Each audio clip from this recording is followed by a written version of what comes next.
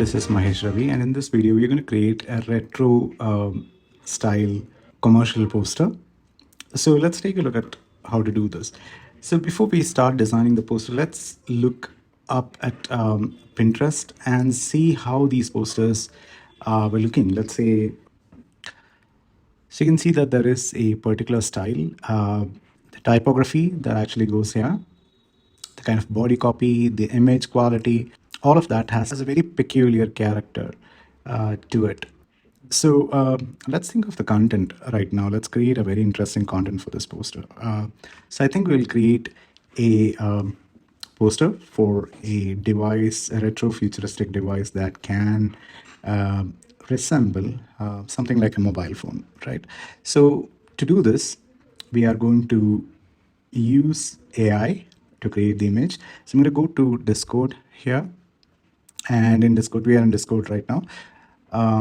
We'll go to Midjourney. So let's use Midjourney to create the image that we want. So what I'm going to do is I'll just write the prompt here.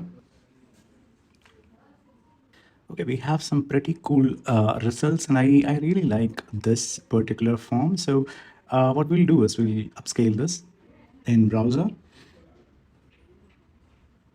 and download the image. So I have the image saved in here. So now let's proceed with the design. So we are going to go to Photoshop. Here we are in Photoshop right now, and let's create a new file and make it A4. So let's go to print and let's select A4 from print.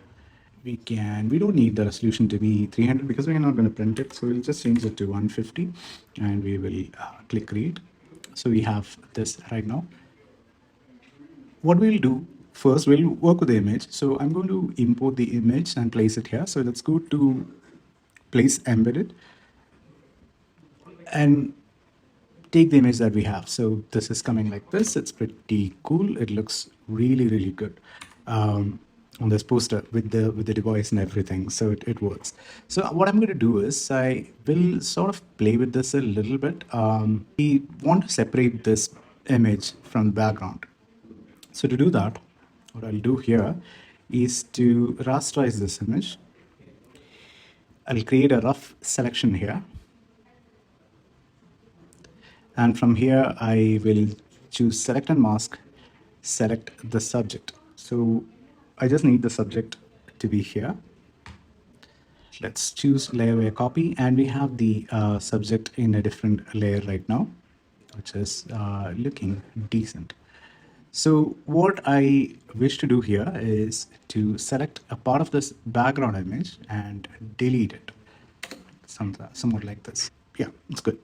So what we'll do now here is to select our typeface. So let's go here and say that we'll take a typeface to write our main message. Okay, looks pretty good. What we'll do is we'll create some duplicates of it. I'm just going to copy it like this. So we have different versions of it. Future is here. So looks good. I'm going to select this second typeface and I'm going to do some adjustments here. I'll just reduce the fill opacity and I'll just add a stroke here, just black. I'll repeat the same thing here as well. So we'll just copy layer style. Okay, so we have something like this. It looks cool. So we'll write some body text here as well. We might have to write, that's a very, very common style of having a pretty thick and, really long body copy. Okay, that looks interesting. What we will do now is we might actually need a couple of old logos. So I'll take that, put it right there, just bring it down. Select the typefaces that is used on the top. I'll select all of this. I'll right click and I will merge this into one layer. I want it like that. So now what we will do here is that I'll just add a little bit of blur.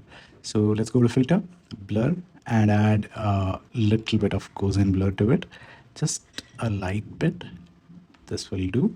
Let's go to image, adjustments and choose threshold, and we can increase the threshold level of this as well. So you can see it getting sharper. All right, so we have that right now to this. We can do a similar effect in here as well. So what I'm going to do is I'm just going to create a new layer right on top of this. So click a new layer, fill it with a median gray. We have that. So in that layer, I'm gonna go and add a little bit of noise. So we can add a little bit of noise here. Good.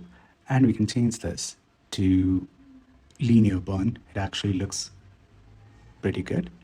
So the image looks like it has been taken from an old camera.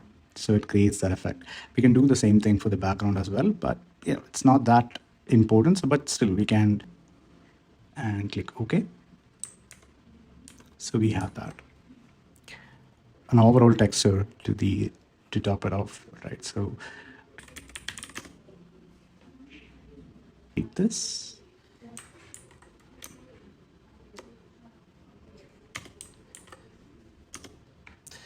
Go to content aware scale, and we are going to scale this up a bit. Okay. And let's sort of multiply it. Right. I think that does the job.